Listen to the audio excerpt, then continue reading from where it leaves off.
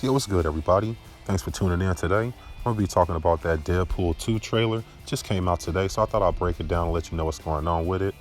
Trailer starts out with Cable. If you don't know who he is a time-traveling bounty hunter. So basically, yeah, that's pretty much his name speaks for itself. He has a metal arm, and the trailer starts out with him, but the trailer stops because his metal arm wasn't CGI'd. So Deadpool stops the trailer and he gets pissed off and says he's going to finish the whole thing by himself using these dolls. Well, we know how this would end, of course, and it does end exactly how you would think, with Deadpool putting his balls on the head of Cable.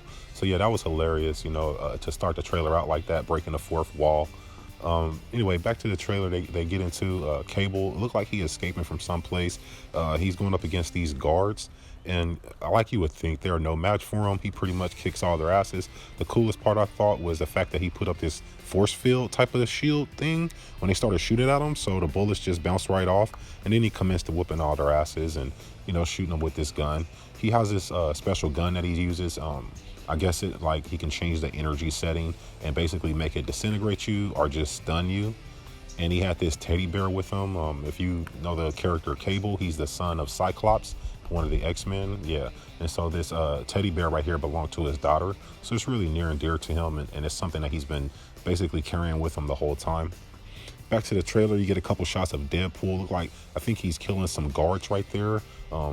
Other shots in the trailer show Deadpool being in a prison, so I think that's during the escape he's actually killing the guards. Next up is Negasonic Teenage Warhead. She's back in part 2. You might recognize her from part 1. Look like she got a new costume, new hairdo, and they're really elaborating on her powers, making them look more intense. I actually like the new color that they give to them. Next up is Domino. Her character is pretty much how you see right here in the comic books. It's how she look in this movie, so they did a great job really bringing her to the screen. Next up, I think this scene right here is during the escape when Deadpool is being, I think, rescued by Domino, because it looked like she was in the same place he was. And next up, we get Cable running down the street. What I like is the facial expressions. He's like a real serious character in the comic books, but in this movie right here, it looks like they're really bringing out his lighter side, because we've seen a few shots of him just with punch lines and facial expressions. If you've seen Deadpool 1, then you know that Deadpool 2 is probably going to be even more funnier. And right here again, we get Deadpool look like he in a prison suit. And this is right here where Domino comes to rescue him, because she's fighting the same guards that it looked like he was fighting in those white jumpsuits. And look like she got a Uzi with a bayonet on it. Looks awesome. Next up, we get a couple more shots of Cable. And like I say, you see the look on his face. He always has some funny looks on his face, but he's real serious in the trailer.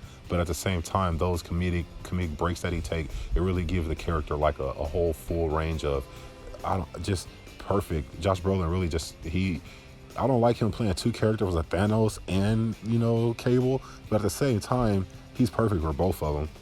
And then at the end of the trailer, we get Blind Owl back, and this is where Cable comes to get Deadpool, and they both pull guns on him, but of course she's blind, so she aims it the wrong way. They really didn't give too much about the story away in this trailer, which I think is perfectly fine. I like that.